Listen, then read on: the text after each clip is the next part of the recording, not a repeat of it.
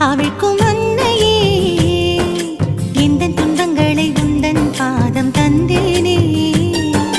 துன்ப முடிச்சுகளால் வருந்தும் என்னையே